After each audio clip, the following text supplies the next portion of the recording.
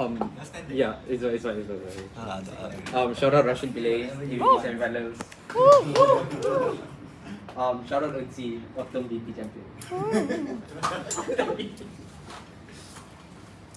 Scary lah the team. FBS though, FBS. You know, scary team lah. I'll take away all your material.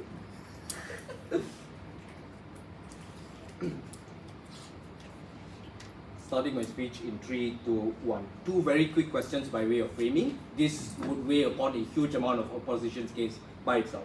Firstly, what does this world look like and why is this refurbishment then good? I think this would look like the absolute abolishment of private schools by itself. By default, any school that you would have to fund a significant amount of entry fee to enter in the first place, therefore everyone is going to be streamlined into your public schools, forced into these factors of institutions of education in the first place, right? I'm very quickly going to just talk to you on funding and why fundings within these sectors are likely to increase. This will mitigate the huge amount of opposition matter or just why private schools have better facility, right? Note that at the point of which everyone is forced into these state-controlled public schools is when you have your oligarch kids, is when you have your kids of conglomerates going into these public schools in the first place. 3 ways to get funding then. Firstly, in terms of government subsidies and allocation, why there's an ultimate shift towards all funding public schools by itself, in and of itself that the government already has a huge amount of funding being allocated towards the educational or especially towards primary educational facilities in the first place, you already have a huge ton of money there. But secondly then, in terms of donations, since your rich kids' children are going into these places as well, this is when as a rich individual, you're more incentivized to donate into these institutions in the first place because your child is reaping the benefits of the particular state-controlled educational facility. Thirdly, in terms of incentives by privilege, this is the instance of like your other forms of companies, your other forms of oligarchs who give money into these sectors because there's a huge amount of people coming into this place. This just mitigates a huge amount of matter as to why people are unable to get entrance into this. But additionally, also note that there's already a ton of investments within the sectors in the first place. So even at our worst case, we have a bigger amount of upgrade in status quo. We tell you we have things like better science labs. We tell you we have things like more equipment within these sectors simply because of the huge amount of money coming into these sectors in the first place. The second question then is how we trade off autonomy. I think this is going to be a very good push coming from opposition. There's going to be 3 ways to respond or mitigate this. Firstly, that is likely not going to be a total mitigation, but we mitigate this to a huge amount of extent. Because though already in primary level of education, you have a huge amount of diversification. You already have religious schools, you already have vocational schools, you have sports schools. Therefore, individuals who enter into these institutions already have some leverage of autonomy in which they can choose their career of education that they want to join in the first place. But secondly then, even in the instance that this is not your primary avenue of getting diversification, you have other avenues of achieving this as well. This looks like your tuitions, your Balvika classes and your Tai Chis that you do on Sunday is the forms of diversification that you get in terms of this education. In the first place, you can access all of these things outside schools. But thirdly, all of this still exists in terms of your autonomy in tertiary education. This is when you pick specialization into your employment fields. When you pick to go into a job, here's where you get the insane amount of diversification of autonomy, where you choose the specialization, the faculty that you go to, and the degree that you pursue, not down. Therefore, the specialization in choice occurs in 3 forms. Opposition has to weigh out all 3 of these things because 3 of these things are individually debatable. 2 substantives then. Firstly, how at the point of which when everyone enters into public school, we ultimately tell you have equal opportunity and an equal starting line for everyone across your economical classes, right? First question then, how does this look like? This means that everyone will likely start off with the same amounts of material, but this also hyper-focuses on your poorer individuals. Individuals who just get less materials in the first place. Individuals who are not able to follow through your schooling system because they have less amounts of substances to follow and are always watched over by your richer kids.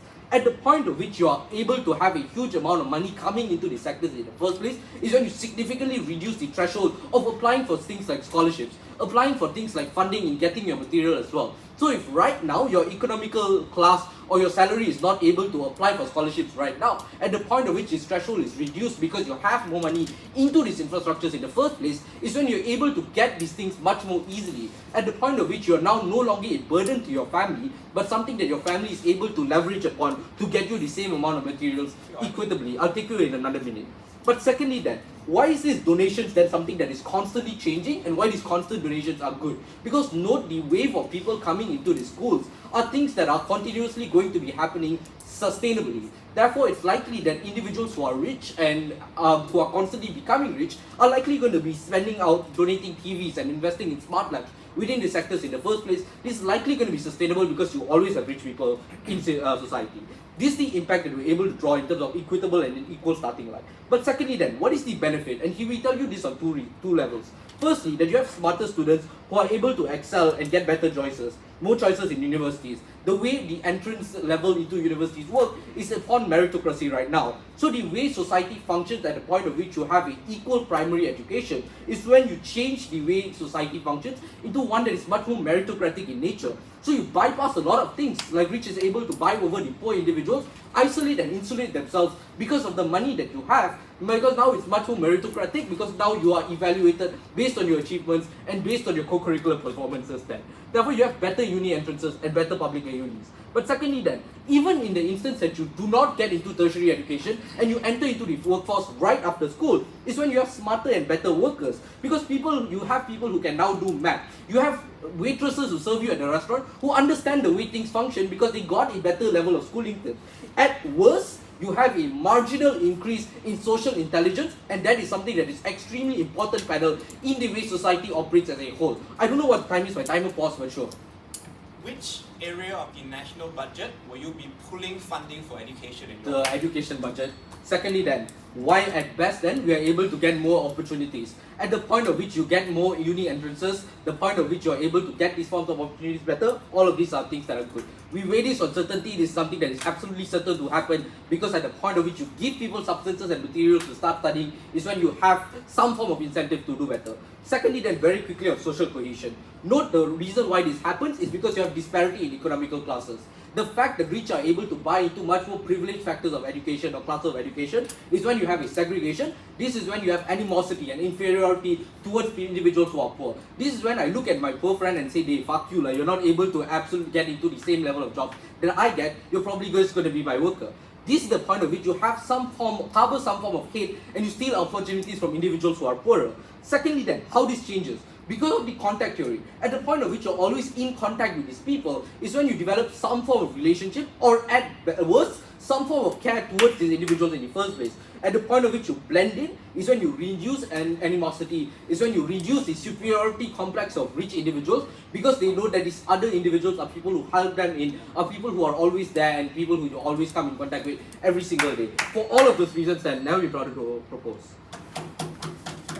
Thank you, Prime Minister. We now invite the Leader of Opposition. Okay.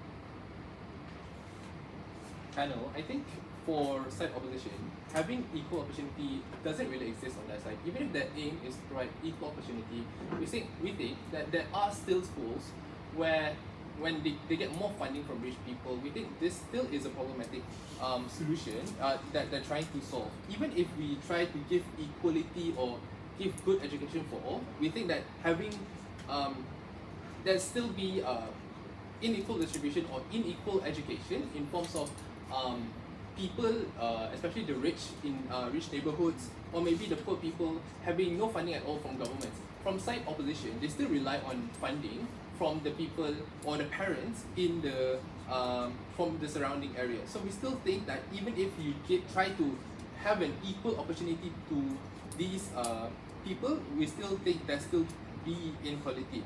So in my speech today, one rebuttal towards side government and also case, and then on opposition's case, and one point which is the protection of marginalized children.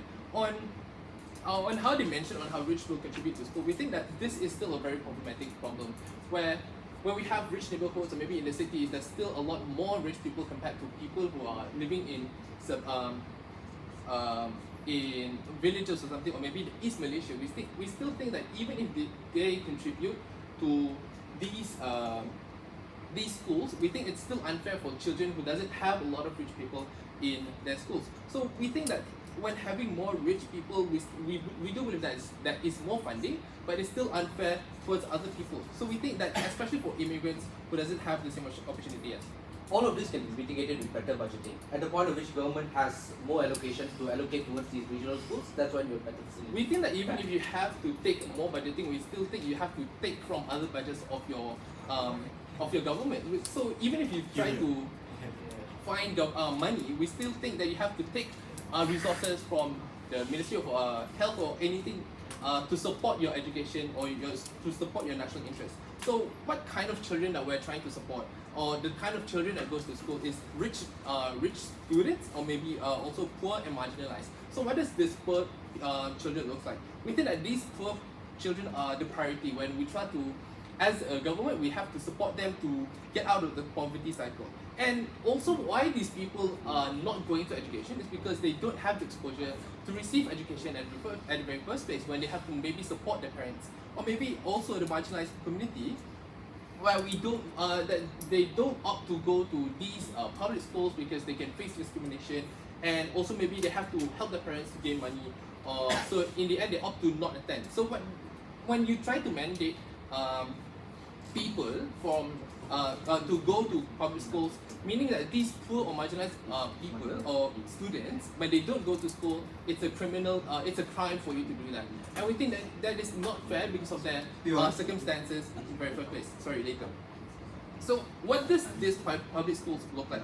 We think that this public school is government owned. And when you have government to take care of the facilities, we think it's very problematic at the very first place because of bureaucracy and having a lot of schools around the whole nation. We think it's not really that effective, even if we have, and also having a lot of facilities and institutions, we think that resource distribution is not equal. For example, like West Malaysia or East Malaysia, where we have differences in the quality of education and also infrastructure. And even if it is equal, we think there is still agents having to handle, or maybe the local PPD, we call it, or to help support this, but we having these agents still have different kind of experience to help these kind of people. So what is our stance on end goal? Our end goal is that we want that all of these children, the rich, poor and marginalized, to have access to quality education. And in the terms of quality education, we see that having social mobility, where they can have more opportunities in the future, and second, safe environment where they can have fun, and they are protected from discriminatory practices by the society. So our stand is that we want social mobility and safe environment, and then because having and this can only be achieved by not mandating for or forcing children to attend public schools. So my first point is basically protection of marginalized children. Yes. Do you think lack of education is one of contributing factors as to why people become poor and marginalized? We think that not having the opportunity to go to education, to go to school, is the problem that these poor people are facing. We think that these poor people having the circumstances of being poor and not having the exposure to go to school is the reason why they are poor, and having NGOs or maybe support from external actors instead of the government, and not having to rely to government, is one way to support these people, especially NGOs giving exposure to these or maybe support to these poor people to go to school. So the problem with the marginalized children are basically people like immigrants or refugees or people, they don't have statehood. And they don't opt to go to public schools because of the circumstances on how they are not a citizen or maybe they are not part of the community. Having the differences in terms of culture or maybe in terms of opinions, we think this is the kind of things that would differentiate them from other students or in the school, and because of this they face discriminatory actions from the students. So also to note that these public schools are government funded, and we think that having these kind of people or immigrants having in school receiving free education, we think that there could be discriminatory actions from the public. So on our side, we have proven to you that having social mobility and safe environment is something that we can provide to, especially for poor people and marginalized community. With that, thank you. Thank you, Leader of Opposition. Now invite the Deputy Prime Minister.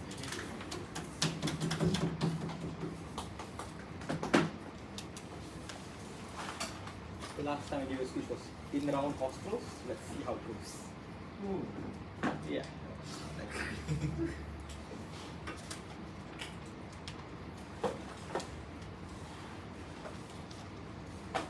Two layers of rebuttals for OO. Firstly, I think they're in a very negative case because the main problem that push on a Gov bench is on budget allocation. We think that this issue is a wash because that's never told us anyway about how better budget allocation is going to happen at the other side of the house. In the point that they have never explained how better budget allocation is going to happen at the other side of the house, that issue is a wash. Because if they can see that our side have bad budget allocation, we can see the same thing under theirs as well. Because it is not ensured that they're going to have a better education system if they've never explained to us on how does the budget will go and how do they improve the budget system at the end of the day. Secondly, they never explain why schools are better under their side anyway. Because if they are going to remain with status quo, they have to rebut all of the points that's given out by Thivagar, about how the schools right now is very bad, about how there's a lot of discrimination that happens in the world right now because you never promote social cohesion between you guys. There's an unfair starting point in between the people, between rich and poor. We solve all of those issues. That's the exclusive benefit that we have under our house. You cannot credit that case, they ran a very negative case. Second rebuttal then, about the discrimination in schools. Even though this was not really mechanized well, but I will just rebut it anyway. First layer of analysis. We think that discrimination in schools can still be solved because in schools there are laws and rules that you have to follow. You cannot just bully anyone because if you can bully anyone, I think you just watch too many movies because of course the teachers are going to enforce some rules because public schools is still a system where you can have all that. Secondly, even if it does happen, at least in our world we're trying to do something. Of course, in the first place, maybe it's hard for us to foster between rich and poor people, but with more working of them working together, of more of them working in a group, them being in the same class, this is how we solve all of these issues. By having a lot more contact theory, that you see them as your equal because they're probably smarter than you. You're probably richer than them, but they're smarter than you because they're just born better, they're more talented. This is how you solve all of these issues. You're less likely to discriminate another because you learn that they are also human beings and they're probably better than you do. Second layer of analysis of this is that how we try to tackle and foster social cohesion and out of the house. All of this already explained by Thivagar, but before that, explain yourself. Yeah, so when your child is in the same classroom as other children who are more affluent, they are able to attend tuition and have better performance in classes and they can answer teachers' questions. You as the poor child have an inferiority complex. How can you be safe and comfortable? The point in that question is that at least right now, we are providing you, at least you have a stable foundation because everyone's getting to be able to access better schools.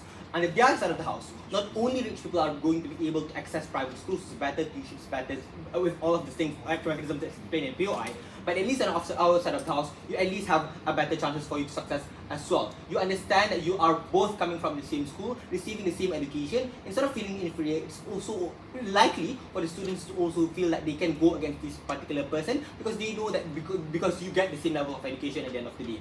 And even if the case of, now these people get better tuition or whatsoever, I think it's still likely that students want to teach each other in class because you have young students, because you have better students teaching other kids in these classes. I think that happens a lot because better students teach lower classes students. I think that happens, and I think a lot more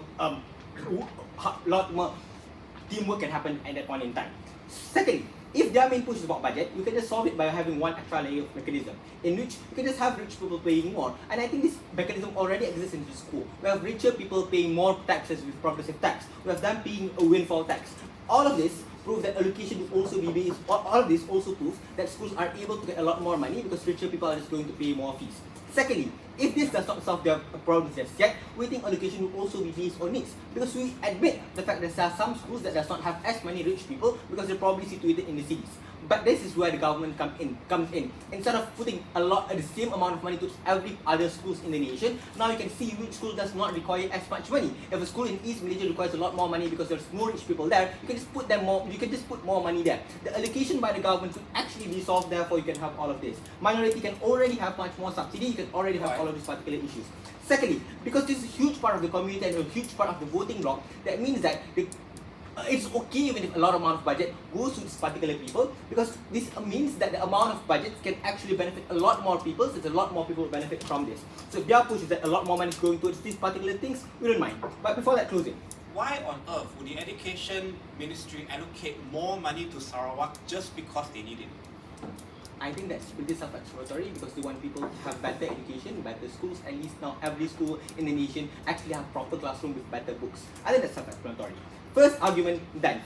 One is on mitigation of class inequality. The framing here is that poor people cannot get out of poverty cycle since they cannot get access to quality education. They're likely to be sidelined since they have lower political currency. They're not as powerful. Their parents do not have influence. Therefore, money will only go to these other people, to go to all these other people. At least now on the outside of the house, where rich kids of oligarchs and CEOs go to public schools, now a lot more funding will go to them because their parents want and demand for more money going to public schools. What Thivagar explains is how we can get more equal opportunity, because you can access the same level of classes and labs. You can have better labs and classrooms. Rich people also donate for shared amenities. If their kids' class does not have aircons, they can just buy an aircon, and maybe they can just pool their money to buy a TV for their classrooms. All this already exists in certain schools, and this is what we change a lot more since there's a lot more rich people going to these particular schools.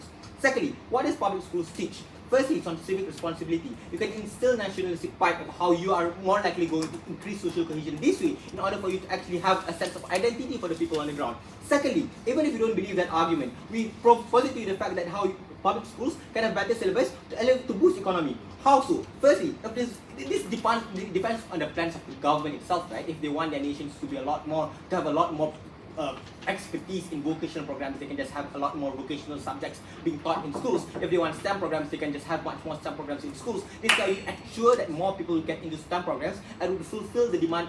Depends in what the country needs. As an example, if Malaysia does not have enough engineers for microchips, they can already have this. Therefore, this ensures that students are more likely to be employed whenever they get out of school, and this ensures that they would actually more likely to choose their particular programs that would be more aligned towards the economic goals of a particular country. The mechanism is very simple. I think the second thing that we want to positive is that syllabus will always change already based on recent findings and the recent demands of globalization. As an example, if O levels gets old, we change it to A level, where parents who know better, and often it's rich parents who are better educated, would demand for change. This means that SPM would be abolished and you have A levels directly contributing for them to be able to access to tertiary education. There's not enough push in Malaysia and other countries for us changing from SPM to A levels. This is what changes, because people who know better would also put more money into the schools in order to ensure that their kids could actually learn better. Because of the benefits of shared amenities that could be accessed by everyone in these public schools,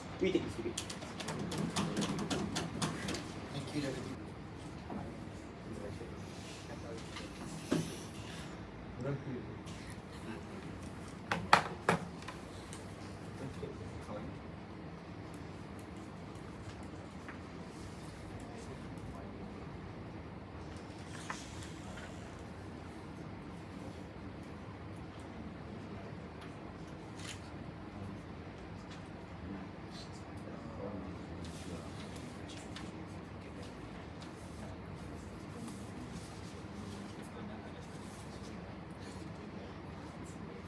SDG enters this debate by doing two things. Number one, we map how we actually get the funding via a synthesis of public and private stakeholders' incentives. Also, secondarily, we actually impact you of how this actually benefits the underprivileged students. But first, to just sidestep all of the debate, number one, O needs to be charitable and can't just assume that the government just like stupid, dysfunctional state and things like that. But even if you assume it's the best case, we tell you that discrimination is going to be symmetrical, and a lot of the harms are already contingent on very extremely small circumstances, such as they only cater to specific people who come from specific situations anyway. But how is it that we actually outweigh OG out of the debate? Because of three things. Number one, a lot of the claims coming from OG, they don't actually prove why is it necessarily their model is the tipping point to actually prove a lot of the impact that they want to claim in today's debate. First is that we, CG here, will then give you the map of how we actually get these kinds of funding and why this is now the tipping point and key to access better quality forms of education. Secondarily, is that OG's main claim is that they want to give everyone a form of equal starting line. Note that we cannot solve discrimination at the end of the day. We're not here to solve the big issue of meritocracy, and we think that their map of how they want to prove this anyway sucks because of contact theory. Like what the fuck, guys? At the end of the day, rich people are still going to stay rich and things like that. So, but also thirdly is that OG fails to answer these burning questions coming from CEO as to how they actually get the funding. They don't actually answer these in 2 instances of their POI. So which is why this is how we CG is going to prove it. But first, a little bit of a setup of how the problem actually looks like in status quo. We think that firstly is that a lot of the extremely pool of wealth is all within the private schools and things like that, right? This looks at number one because the reasons number one is because a lot of people are usually don't want to donate to these kinds of public schools. A lot of these donations, they go to these private schools to begin with just because of there's a premium place that private school is something that's better. But also secondarily, this also means that a lot of teachers are now pulled away from these kinds of government sectors. They are more likely to go to these kind of private sectors because you get better pay, because it just looks better on your CV. But also thirdly, when it comes to your management, it also looks better. You get better hiring policies as well. Therefore, a lot of good quality teachers now goes towards private sector in status quo. But also thirdly, it looks like the quality of management. We see that in status quo, a lot of there's bureaucratic, some kind of nonsense with these kinds of government schools. Therefore, with these kind of private sectors, because they necessarily have a lot of links of incentives towards a lot of external stakeholders, therefore it's important for them to streamline the management. But also fourthly, it also looks like the quality of facilities right now, status quo. There's an increased amount of disparity between government versus private schools then.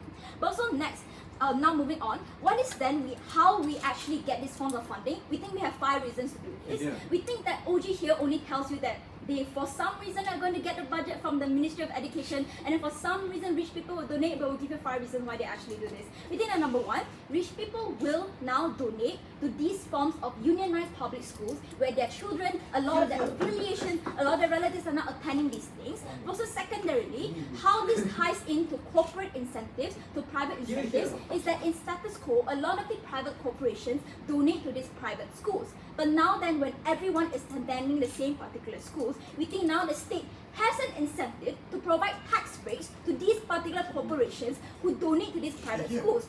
This is important because I think it is acknowledged throughout the debate that the government is fucking poor. Therefore, this comes the state incentive to actually provide tax rate to these corporations so that you can outsource this funding to these kinds of private stakeholders.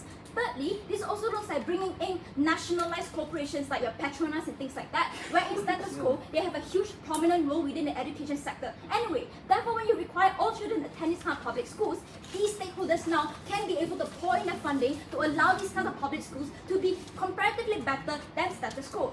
Fourth reason is that a lot of these universities have affiliated towards forming these kinds of like high schools. Examples such as UKM has this like Permata College, I don't know, whatever like that. So therefore, these are the forms of examples of affiliations of how you can tie in and form a increasing amount of social network to allow funding to be allocated. Also, fifth is that when you have a country where all children are required to attend public schools, the foreign perception and optics when it comes towards other forms of international welfare organizations such as the UN and UNHCR is that the optics now is that when your entire education is now nationalized, it is more incentivized for these foreign stakeholders to now help you out, to now provide you funding, as opposed to where you have a world where you already have existing private industry, there's already significantly lack of incentives for these external stakeholders to do so.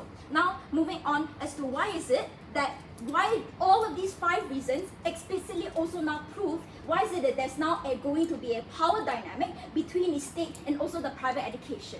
3 things that will prove here, that will prove why is it at the end of the day, these private corporations are still dependent on the state, and why is it that at the end of the day, these private corporations will still continue to carry out the incentives to help out these public schools. First reason is because these private stakeholders are profit incentivized to begin with. Therefore, if OG wants to ban these kind of private schools, they have a profit incentivization to continue on to cultivate within the same particular industry because it's less costly to do so. Therefore, they're still profit incentivized to continue to be involved within the same particular industry. This was like continue to be hired by the government to be consultants for this particular education and things like that. Also, secondarily, it's important for these private educational institutions to continue the marketing to be one that is a premium form of option for any form of students that can access them, right? This means the kind of marketing, like a lot of them, they own their particular units and things like that. Therefore, a lot of times they will provide funding to a lot of the schools that are affiliated to these particular universities. Also, thirdly, just a form of affiliation that these private institutions have that these children, things like that, right? Now, moving on to the extension of like, how is it that we actually impact all of these things, right? Note that number one, now that we get more funding, funding is now more significantly more towards these kinds of things. Therefore, now more qualified teachers will now go towards these kinds of public schools to begin with. Therefore, you get just better quality of education. Also, secondarily, now that you can hire private consultants to now come into these kinds of like public schools education, you just get better management. It's more streamlined. What is the impact of this? We think the impact of this is that number one, now that when everything is streamlined into a particular public school, what changes here is not about the idea of contact theory, not the idea about discrimination. Rather, what changes here is now the perception of what happens when the student graduates from these kinds of public schools. When all these students come from the same kind of public schools, we think that this means they come from number one, the same form of syllabus. Number two, they come from the same forms of nationalized policies. This means that a lot of kinds of implementations of education policies by the state to create changes, like let's say, should we implement K-Bar, should we change the syllabus of VPSR, now becomes more quality in form of discourse and more incentivizations from different form of stakeholders that has stake in these particular things. Therefore, the kind of push for this kind of better quality of education necessarily materialize on our side. Therefore, CG. Thank you, Member of Government, you have a member of opposition here.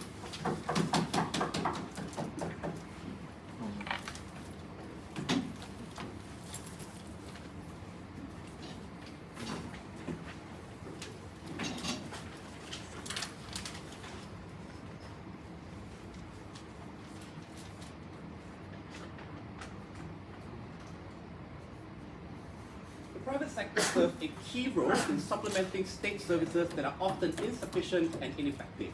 In closing our position, we think the private sector does three clear things. The first is that it is free from political instability and policy flip-flop that is likely to happen in a public school system that is bound under the Ministry of Education.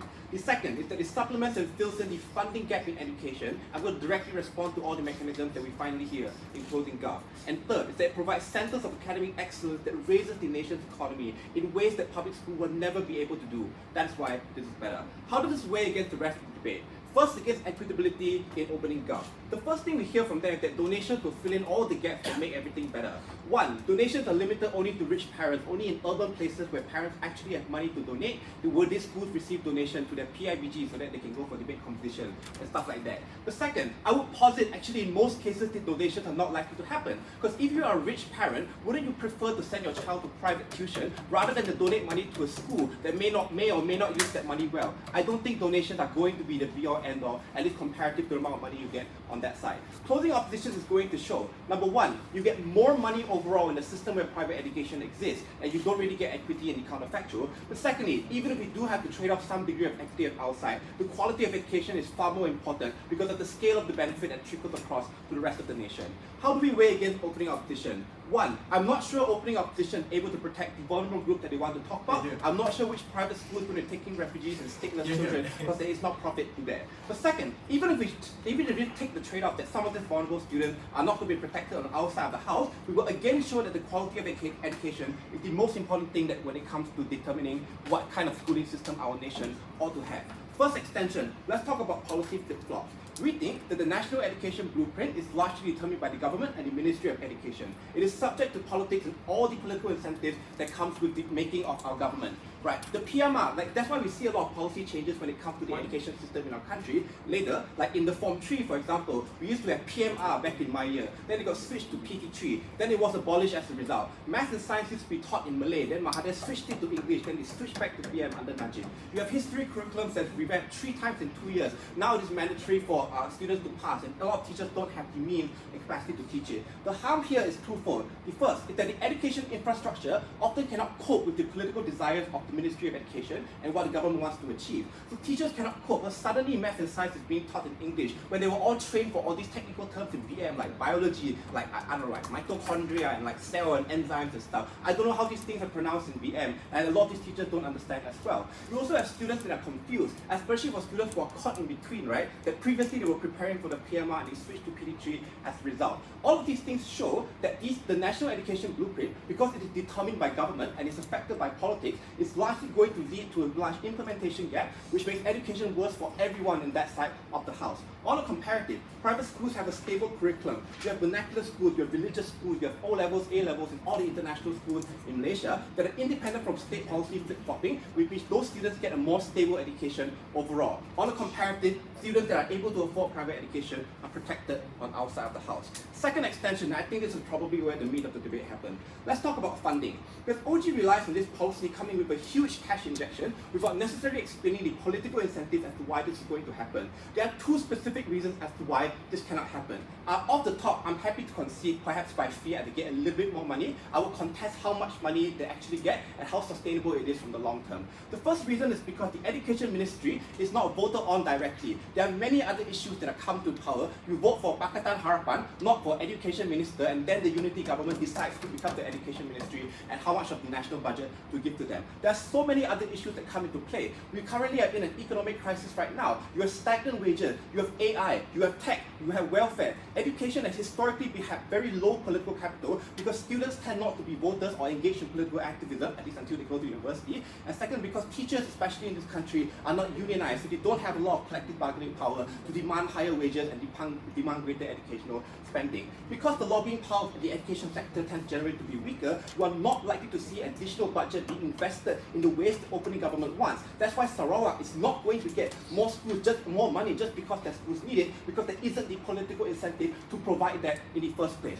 But the second reason why this don't happen is because the national government has specific incentives to make themselves look good. That is why the Malaysian government supports funding for UT Mara exclusively for Muiz, like that guy over there, right? That's hugely politically unpopular to pull funding from these kinds of institutions because their voter base are not going to like it. That's why an SPM and STPM, there's often an element of national pride as well. That's why the government will not switch to O-levels and A-levels because they cannot control the marking rubric. And they need to make themselves look good by saying that we have 60% passing rate or whatever and drop the standards of math so that people in rural places can pass instead of improving the educational infrastructure and teaching people overall. These specific political incentives means, number one, governments have a specific incentive not to allocate more money to the education sector, but number two, have a specific incentive as well to make themselves look good by dropping the quality of education so they can meet this lower bar instead of doing the converse. On a comparative, private schools that charge their own fees are much more likely to be able to feed into this competition.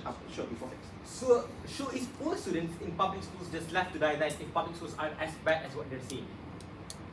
Here's what I do with the comparative. The first thing is that private schools that charge their own fees are much more likely to be able to fill in the gap when it comes to quality funding. Competition are likely to keep prices reasonable, so even though there is a barrier of entry to it, it's not unaffordable, and these private schools also have incentive to provide scholarships to appear to be equitable and stuff like that. But secondly, more importantly, we fill in the funding gap because when there are schools in urban areas and to some extent in like semi-rural areas as well, the money that this government team would invest in these public schools can then be diverted to other schools overall, which means there's more money overall in this education system, which is a better thing overall. Let's deal specifically with what this clothing government tries to say. The first thing they say is that you have a lot of corporate donations and therefore these public schools are going to get better.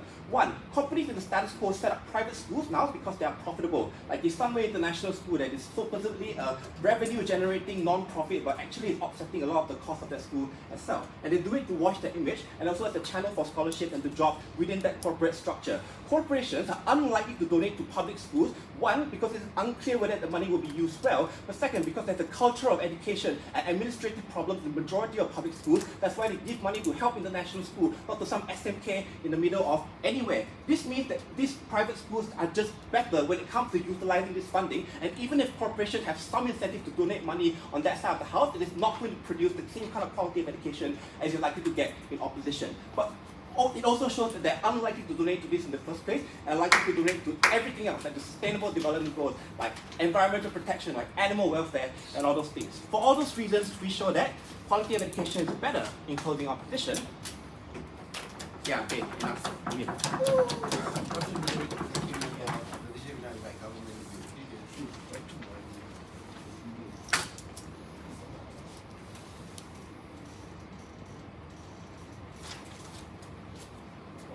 Closing opposition is out of the debate because the debate is not about whether public school or private schools are better. It is about whether all students are required to attend. The first thing I'm going to do is dislodge that all students are not being able to attend. Therefore, CEOs out of the debate. 4 reasons why they can't do so. Number one, oftentimes private institutions charge the highest amount of fee, 30 to 40k a year, or even some charge per semesters. The most vulnerable people earn a basic salary of 1,200 times 12. That's 24k a month. A reasonable person will not be able to attend. Number two, there's a barrier of language to participate. Oftentimes private schools use English as a medium, where the national language is Bahasa Melayu. So most students can't really assimilate and enter this private school to probably transition. So when they don't feel they can properly learn or assimilate, they would leave. Number three, the self-perception. Many people feel they don't belong to do so because it's Kola Orang Putih, they are better than me. They probably have rich parents to do so, I don't belong there. But fourthly, it is very easy for the same political parties that CEO talks about to paint this as a Western propaganda. This is a white elitist program that you should not go. There is some people like past to use as an agenda towards them to refrain from people attending the school. All this premise proves that most number of people will not be able to attend in their model. Therefore, the case is that whip can't really mechanize anything. That's a hard part.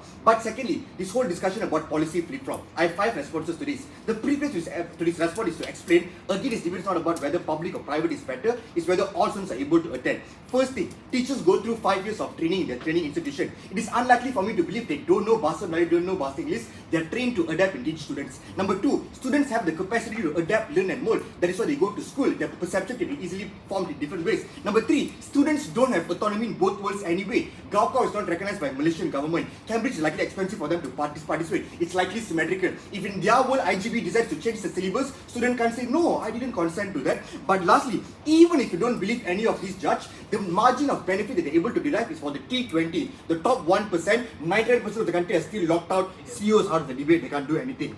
Secondly then, let's see with opening opposition. They have 2 primary claims. The first, poor people have no access to education. I have 3 responses to this. 1, requiring them to attend is an active incentive for them to go. It's a mandate that citizens have to follow. Parents who don't send their children to school will likely be punished without proper justification. Number 2, information can be spread through community, where your members of parliament, leaders of community, they share information about UPU, or previous people who went into higher education teach you. But thirdly, states oftentimes have an active incentive to do better things. Program Jom Ke Sekolah, where they offer free bus for students to go to school. Student concession card by the KTM card, which gives free transportation for students to go to school. All these shows that proper access that is already mandated by state and also active incentive for people to go through. How do you weigh this claim? Under opening opposition's model, there's zero remedy. CG certainly increases the likelihood of people better participating, therefore net benefit. Second claim, some children have to work. I have 4 responses to this. 1, it is fucking illegal to work under if you're 18 or 16 years old. This is most countries' education framework. As a minor, you have no capacity to consent to work. The reality is many kids are being forced, exploited to go to work even when they don't want to because their parents emotionally guilt them to do so. Secondly, failure to attend education causes trap in perpetuity of poverty. When British took over colonies like Malaysia, they established things like divide and conquer, where Indians work in estate, Chinese work in Lombok Timah. This is the only job they know. It is passed on upon generation, which means under opening opposition's world, they are stuck forever, zero remedy. Thirdly, education opportunity oftentimes increases the safety net for individual. If you're a rubber tapper or fisherman, your income is unlikely stable. It is uncertain. Under our model, even if you have the lowest form of CGL from this ILP Institute Latin industry, you are able to attain a stable income. These are direct forms of economic elevation that education is able to provide. But fourthly, even if they're so desperate they want to work, students can still work part-time. They can do things like online gig, like Fiverr, they can sell their arts, or they can work after school. There are large numbers of precedents where a lot of students are likely able to manage establishing their own businesses, helping their parents while still being successful in school. 3 other auxiliary call-outs. 1, discrimination has no delta in the school. Even if you're in a private school, you're probably also going to be discriminated. It's the same in public school, there's no delta. But number 2, there's a huge contradiction in the case. Public student, people can't go to public school because they are poor, they're in the estate, but all of a sudden private, they can accommodate all of things. I don't know how it's going to work. But lastly then, their whole model is not charitable at all, Judge. Obviously this debate cannot operate in countries like Myanmar or South Sudan, where you don't have a functioning government. You need to be charitable to assume the government has the capacity to particularly enact this. 4 minutes I have nothing to rebut. Lastly then, why do we weigh against closing government? I have 5 things. The first, opening opposition and closing opposition were both right when they claim that funding is a huge problem. Opening government says, 1, government can pull away money from other things, which I think sufficiently is responded by other truths. But number 2, rich people have an incentive. 4 ways in which how we break this. 1, special allocation of tax bracket. especially towards education sector. So any individual who makes donation in tandem in educational sectors, they get tax bracket. This is very likely because companies have things like corporate social responsibilities, or philanthropists who care about the world, or people who are simply alumni of the school have an active incentive to do so. But number two, the international aid. Only in a world where there are a lot of private schools established, international organizations deem your country to be able to do on your own. That's why they don't give you funding. In a world where everyone is nationalized, you have better chance of competing for this type of funds, because international organizations like United Nations Human Rights and United Nations Education often have prioritized the most vulnerable actors. So only if you're able to, so most part of the country is vulnerable, they're going to give you aid. But thirdly, education stakeholders who have an active interest. Notice Ern See beautifully posited to you how they have an active interest to continue making profit. Therefore, when you ban them, they won't disappear from the world. They're likely going to merge with the government. Why is this good for the government? One, government always has the power dynamic to do this because they have the license whether its private corporations can operate or not. This means private corporations have to do things like one, becoming education consultants within the policy. This impact is huge debate winning because we're able to restructure the policy which counters this national propaganda that closing opposition also wants to talk about. But number two, at a point which you're able to acquire higher forms of consultant into your industry, you're able to get a merge of globalized and national forms of identity. This is very important because you should not let people from the same country have different forms of identity, deeming one to be elite and not the other. POI. Corporation can get tax break from donating to any number of causes. Why would they donate to an SMK when opening a private? They donate to. Yeah, never mind. Two things. One, we aside government, we have a fiat to suggest why this would likely manifest. Number two, insofar this tax bracket is specially educated for education industry and they get high tax breaks, that's where people are going to put their money. Second reason why we're against opening government. The map that Ern See gave to you to suggest why collaboration between private and government institutions would always exist is debate winning. Because we are able to co-opt closing opposition, opening opposition's best case scenario. Because they claim private can offer so many things. How do we do this? One, absence of them opening schools, they can do things like tuition centers. Why is it important to them? That's why they collaborate with government to go to high schools, make donation, conduct debate programs, language programs. These are all forms of marketing that they're likely going to do in order to get students into their tertiary education, which are largely linked to universities. Last reason then, how private universities or often like corporate universities have an extension of high school. This can look like UCAM where it's Permata Pinta. All these forms of extension can be nationalized and widened up, like a successful model that Bara has done, and it's over 32 different districts within Malaysia. Third reason then is the whole idea on why the private and government institutions collaboration is vitally important. Here's the delta judge. The problem is not private schools are good or bad. The problem is private schools are sucking away money and talent from government schools. You ought to care about this.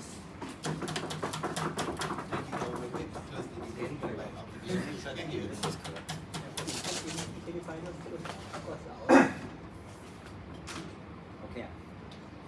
It's the anger.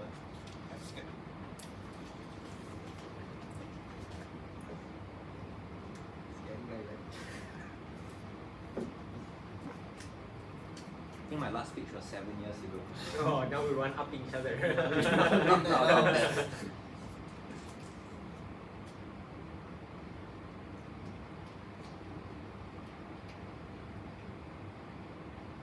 Okay lah, I'm not an ABP semi-finalist lah, so I don't know who's the fourth in this room, but I want to point out that CG misconstrues our case. Let's first deal with the big central question of funding and deal with what CG says. I think TJ gives you two things on funding that he doesn't respond to.